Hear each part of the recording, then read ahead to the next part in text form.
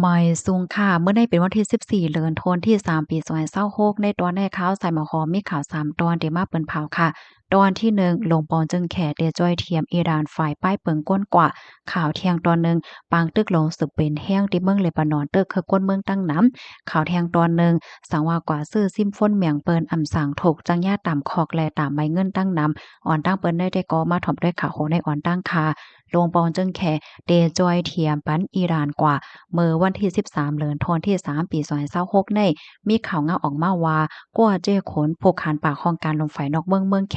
ไล่ออกมาลาดว่าลงปอนจึงแขในเป็นอันข้อโคมมองใจจ้อมได้ว่าลองตีอันมีลองปื้ดตึกตีโรงเฮียนเหี่ยวก็ตึกคึกต่อลูกเฮียนไล่ลู่ไล่เซ็งสาใจกว่าตั้งน้ำเมื่อป่นมาอำป้อหึงสังในเลอเสในก็ไหนเป็นอันใจอำลีจ้อมก้นในนาหอต่อเฮิรนหลวนเฮียนอันไล่ลู่เซ็งสาใจกว่านั่น แข่เตจอยเทียม$200,000อเมริกันตกเงินไทยอยู่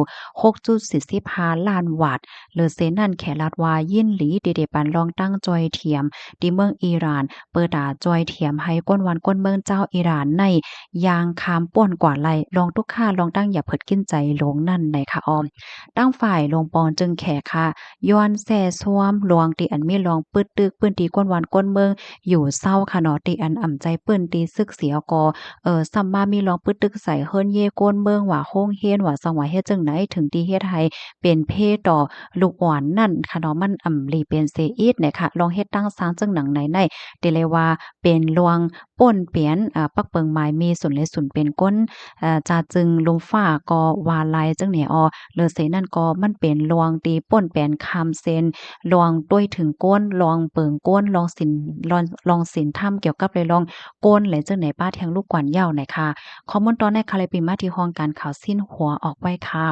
ลูกที่ข่าวเงาโหนในเหแลกำในเข้ามาถ่อมด้วยข่าวแทงตอนหนึ่งค่ะตีเลบานอนในก็เตเลยว่าสืบเป็นเฮี้ยงแก้วว่าในขณะเมื่อว่าในค่ะวันที่13เดือนธันวาคมที่3ปี2026ในมีข่าวเงาออกมาว่าตับซึกอิสราเอลค่ะไลปึดตึกตั้งกลางหาวปอกกำใหญ่แค่ว่าโต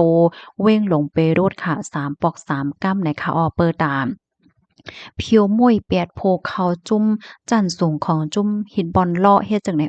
ตั้งฝ่ายลงปองจึงเลบานอนในก็ไล่ออกมาแซ่ซ่อมลวงปึดตึกของอิสราเอลค่ะเนาะว่ามีลวงป่องเลี้ยงโรงนานั่นค่ะน่ะมันตึกคึกดอกก้นวันก้นเมืองเนี่ยค่ะตั้งฝ่ายอิสราเอลเขาได้ก็ยืนยันว่าเป้าหมายกูที่กูตั้งตีอันเขา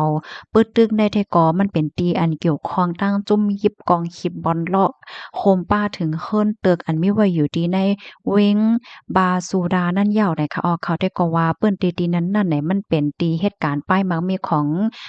จุ่มเขาเฮ็ดจังได๋น่ะนะตั้งฝ่ายอิสราเอลได้ก็ลาดว่าจุ่มฮิบบอนล่อเขาในนะเอาเงินตั้งนำตั้งหลายเหี่ยวก็ซ้อนไว้อยู่ดีเฮิรนตึกลงอันนั้นเฮ็ดจังได๋คะอ้อม เลยฮู้ว่านับตั้งแต่วันที่1เดือนธันวาคมที่3ปี2026ที่ป่นมาใน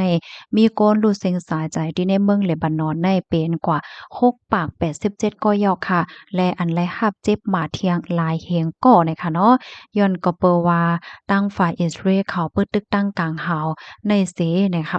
ตั้งฝ่ายอิสราเอลเขาได้ก็นั่นยาลองอันที่เขาเข้ามาปึดตึกได้แต่ก็เปิดดาบเพียวมวยกว่าล่าง8จะมีกองกลางหินบอนดอกอันว่านั่นเฮ็ดไหนคะจุ่มยิบกองกลางคิดบอลลอกเขาได้ก็เขาก็มีลองปื้ดตึกใส่อิสราเอลย้อนก็เพราะว่าเขาก็ใครตอบจ้าตอบแต้นขึ้นตีอเมริกันและทั้งอิสราเอลเขามาปื้ดตึกอิหร่านเสียก็ถึงที่เฮ็ดให้โพนำสูงสุดของอิหร่านก็เก่านั่นค่ะเนาะไล่รู้สึกสาใจกว่าเมื่อวันที่28ที่ป่นมานั่นในข้อมูลตอนในเลยปีมาที่ห้องการข่าว Daily News ออกไว้ค่ะลูกที่ข่าวง่าโหนในเหแลกำในเข้ามาถ่อมด้วยแทงตอนหนึงอันได้ก็เตเลยว่าเป็นรองจำโตค่ะนะเมอเหลียวในก็ มันมีโกนตีอันย่าเหย่าเนี่ยค่ะฟังสักทีถึงพี่น้องเฮาค่ะก้นจื้ออันรับจ้างเปิดซิมไหนเนาะจ้างย่าคอกในสูงถึง3 ปีลูกกวนเหย้าค่ะบางป้องบางไลในค่ะเนาะก็ได้มีโกนค่ะนะมาโจ้ว่าเปิดปันซิมอีกหนึ่งมันหยาบอีสังโลสูก็เอาตั้งวัดตั้งไหวสู่เสียก็กว่าเปิดซิมปันเฮาเนี่ยก็ได้ปันกาหยาบสู่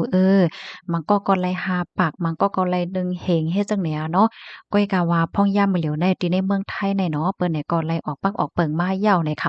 สอนเจิ้นหนองว่าเฮาคากว่าซื้อซิมเมียงเปิ้นซ้ำเอาซิมที่เฮาคาซื้อปันแน่กว่าใจตื้อในต่างที่อำลี ลีเหมือนจังหนังว่ากว่าหยอกแลนเปิ้น5เหรียญตั้งออนไลน์5เหรียญจังนั้นแหละจึงจ้างญาติตัวตามคอกถึง3ปีอำนั้นก็ไหมเงินถึง300,000 บาทไหนค่ะอำนั้นก็ตั้งญาติตามคอกแล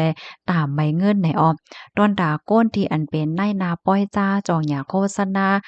โจ้เปิ้นมาซื้อซิมขายซิมว่าซองว่าเจิ้นไหนอันในก็เตจ้างญาโดดตามคอกสูงถึง2-5 ปีไหมเงินตั้งแต่200,000ถึง500,000 บาทอำนั้นก็ตั้งญาตามคอกแลตามไหมเงินไหนค่ะอันนี้เป็น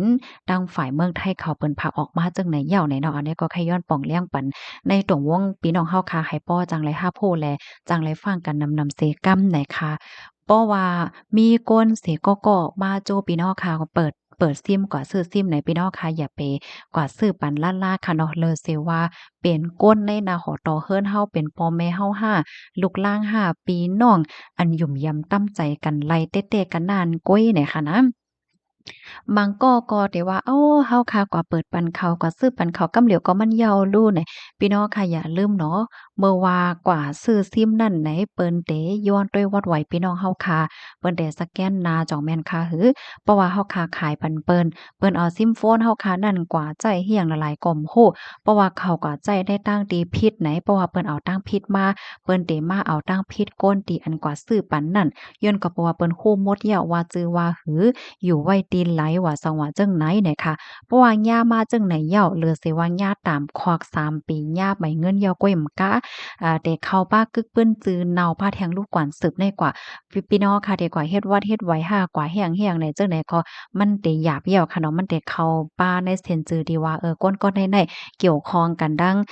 จุ่มหยอกเลียนว่าอันสังออนไลน์ว่าหังว่าเฮ็ดจังไหนเนี่ยค่ะเนาะมันก็กึ่งที่ว่าไหลเงินอ่อน5ปากว่า1เฮง2เฮงว่าจังไหนก้อยเนี่ยค่ะแล้วก็ปองแรงปันค่ะเนาะตอนดาพี่น้องค่ะที่ถ่อมข่าวเหงาอยู่ตาเสกูวันเต็มบ่เลยไม้ใจค่ะเนาะย้อนเพราะว่าโฮกคือต้านอยู่ยาวเลยค่ะก้อยกาก้นบางก่อบางก้นติ่มบ่เลยใจถ่อมข่าวอันนี้หลีไม่ใจแห้งนะพอเปิ้นมาจูก้นที่อันมาจูในขมอลาดนั่นแหละโอ้เขาใจลอกไล่ลาจังหึมโหนะ